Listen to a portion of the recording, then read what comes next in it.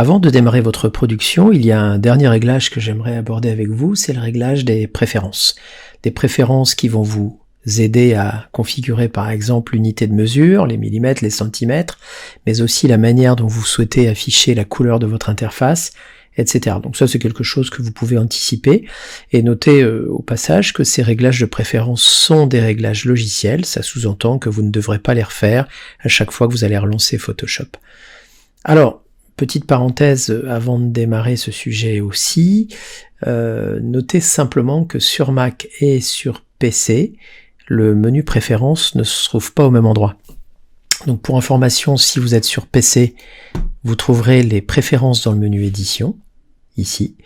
Et si vous êtes sur Mac, vous avez un menu spécifique qui porte le nom du logiciel dans lequel vous êtes, donc Photoshop si vous êtes dans Photoshop, Illustrator si vous êtes dans Illustrator, etc.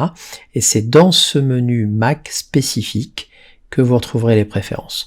Donc pour information, ouais, je suis sur mon image, je vais faire un tour dans les préférences du logiciel, et là j'ai évidemment un certain nombre de choses sur lesquelles on va plus ou moins s'étendre. Je vais être très succinct dans un premier temps, pour vous rappeler par exemple que ici, vous voyez, c'est grâce à cette option-là que lorsque vous demandez un nouveau doc ou que lorsque vous lancez un document Photoshop, vous vous retrouvez avec cet écran d'accueil. Voilà, donc ça pourrait faire partie des choses, par exemple, qui pourraient vous surprendre d'un Photoshop à l'autre, en vous disant, bah tiens, pourquoi chez moi ça s'affiche pas, j'ai peut-être pas la même version que mon voisin, etc. Et c'est souvent simplement lié au fait que dans vos préférences, vous n'avez pas forcément activé tel ou tel réglage. Donc si je retourne dans les préférences ici, je pourrais aussi m'intéresser, pourquoi pas, à mon thème de couleur de mon interface. Et c'est pour ça que ici, vous voyez, quand je vais cliquer dans un carré plus ou moins foncé, je vais me percevoir que la couleur de mon interface en arrière-plan va changer. Donc je vais me retrouver avec une interface beaucoup plus claire ici si je valide. Vous voyez, je vais ouvrir un fichier d'image, par exemple la même fenêtre.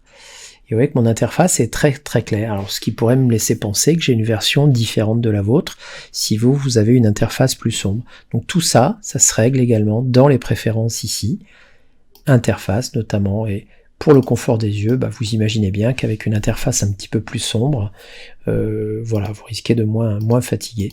C'est une proposition que vous pouvez faire si vous souhaitez vous reposer un petit peu les yeux. Autre élément relativement intéressant, et notamment la gestion des espaces de travail, ce qui peut être intéressant, c'est ça, c'est afficher automatiquement les panneaux, ou réduire automatiquement les panneaux, ou ouvrir les documents dans de nouveaux onglets, etc.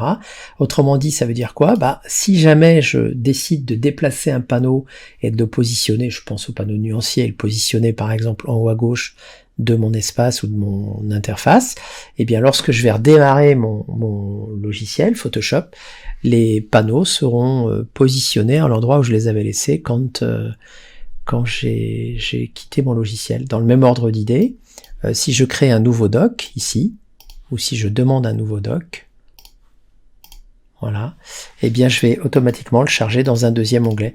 Donc tout ça, vous voyez, se règle à ce niveau-là, dans les espaces de travail, et particulièrement ouvrir des documents dans de nouveaux onglets. Voilà, donc ces préférences-là, vous voyez, elles sont accessibles directement ici. Alors il y en a une dernière que je pourrais éventuellement vous proposer, si vous le souhaitez, c'est pourquoi pas unité et règles. Et là, vous pourriez par exemple demander à ce que l'unité de mesure de ma règle soit en centimètres ou en millimètres, ce qui, lorsque je vais aborder avec vous la notion d'alignement, de placement d'objets dans une grille de placement, eh bien ça nous permettrait d'avoir une grille par défaut dans une unité de mesure que l'on connaît, c'est-à-dire le centimètre ou le millimètre. Évidemment, ça va de soi, si vous êtes en pouces, en points ou en pica, ça risque d'être un petit peu délicat.